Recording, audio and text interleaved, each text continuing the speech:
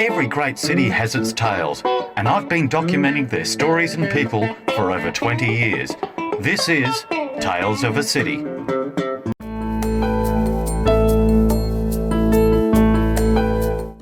So how long ago did it happen? March 2020, so almost 3 years, isn't it? Yeah, just over 3 years ago. It took me 2 years before I sat on a horse. It was probably a year before I could walk properly without a walking frame. Well, going back to the event itself, do you have much memory of the event? Yes. I can remember everything that happened that day, other than once I hit the ground. I don't recall the ambulance officers coming in. Apparently I was talking all the way to hospital, surprise, surprise. But I do recall a few moments in and out of ICU, lots of hallucinations, which was really weird, yes. So tell me, when the event happened, what were you doing? Just run me through. So the day, it was a Sunday. My partner and I were riding early because I had my best friend's daughter's wedding the following Friday, so we were going to go shopping to get wedding stuff. And it was the day before Adelaide Cup. I recall that because I was working the next day. I was riding Lenny, old retired man here, and everything was normal. I'd just done a couple of really lovely one-time changes, and I just felt something absolutely smack me in the head, like a concrete sleep is what it felt like. Thought, yeah, this is a bad headache, and I went to call out to my partner, and I could hear my voice just not talking. Is what literally came out, and when I heard that, I've got, oh, this isn't good. And so I tried to call out to him again, and he apparently turned around, and I was half off the horse at this stage.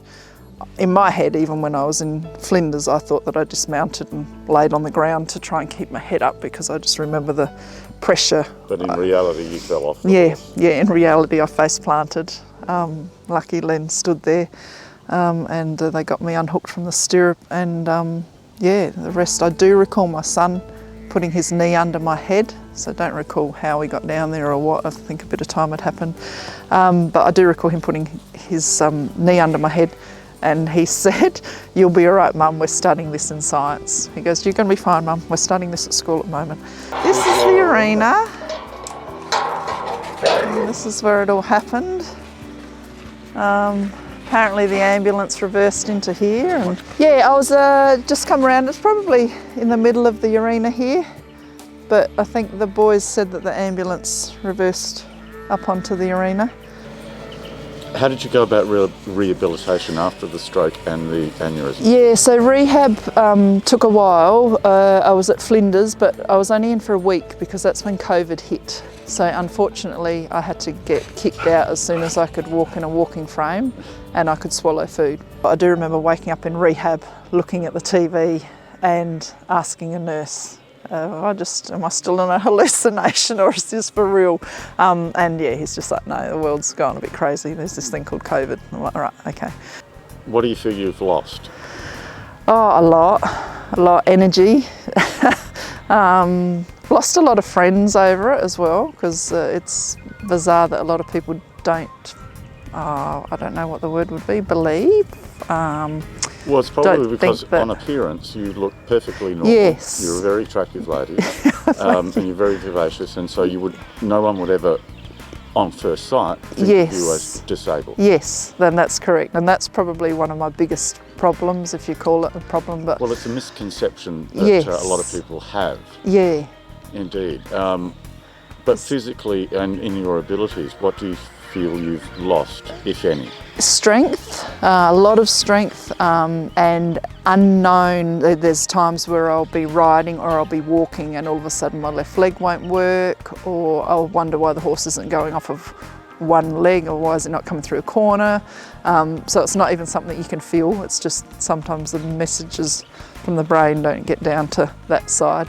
So I do find a lot of that, and that's, I never believed in the word fatigue, but you know, as the day goes on you get more fatigued. And an things equestrian stop. event, I would imagine, it's a lengthy process. Yes. And would require a lot of stamina. Absolutely, yeah. So it's a catch-22. I see a physio every week, so I try and get fitter, but then of course I'm on a fair bit of medication for different nerve things, which I don't know whether they make you a bit tired. I'll use that as an excuse, but yeah, you're trying to get fitter, you're trying to get stronger, but then you're against the 8 ball, because if you do too much, then come 2 o'clock in the afternoon you can't go on, you know, like you just have to sit, lay, sleep for 2 hours. Then I had a stroke after the first weekend, so that was a weekend, and then I think they put me back to ICU. So I think I was in and out of ICU for about 3 weeks, and just recall lots of weird things going on.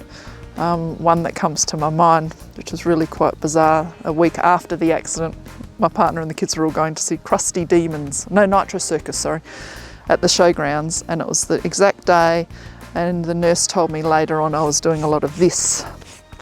And in my head, I was actually at Nitro Circus and the motorbikes were flying past me and they were flicking me with dirt. So you were having waking hallucinations? Yes, and that was the day that I had the stroke, and I was down having all these scans, and in my head it was like Mad Max from Thunderdome. I was in this cage having all these scans done, with all these people at Nitro Circus looking over the grandstand watching me. It was just the weirdest thing, but there were lots of moments like that. How long have you been riding horses? Before the accident, I started riding when I was 10. So It's been a lifelong yes, love. Absolutely.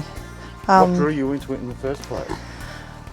I guess just their personalities. I've always been a horse lover, animal lover, loved dogs, was brought up with lots of dogs. My late mum bred dogs.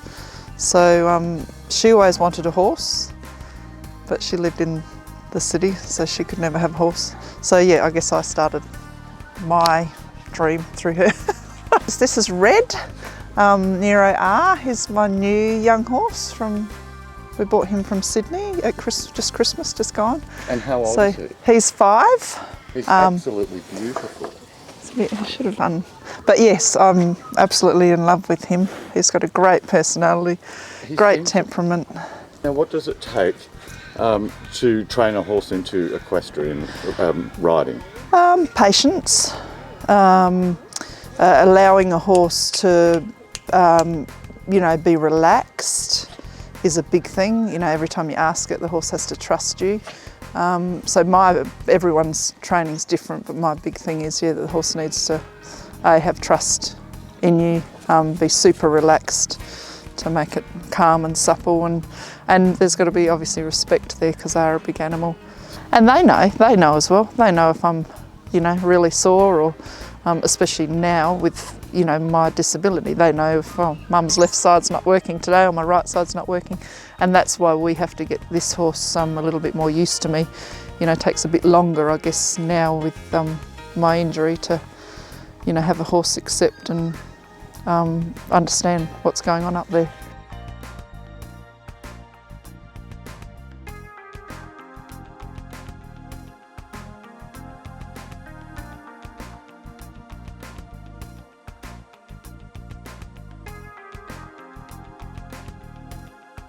NDIS pay for my physio and my neuro stuff, but nothing to do with my love and passion of riding, unfortunately, but hopefully we'll be able to get a little bit more help.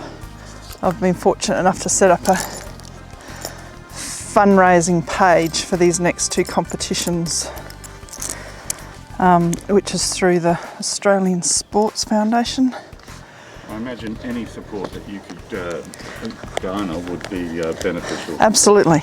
Well, the more you can compete, the more you can achieve, the more you can inspire. Very true. Very true. With a slew of ribbons and awards, there's no doubt that Kirsty Van Loon has had an extraordinary career already. But now, since the aneurysm and the stroke, it's a struggle for her to get back on the horse. But her and her efforts are nothing short of inspirational.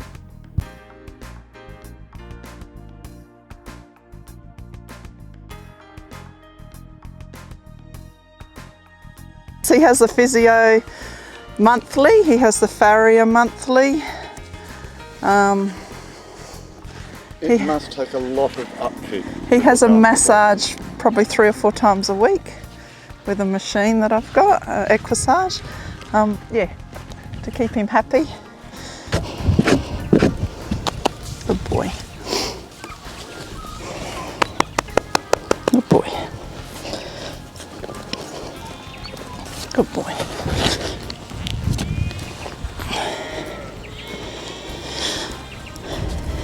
All right.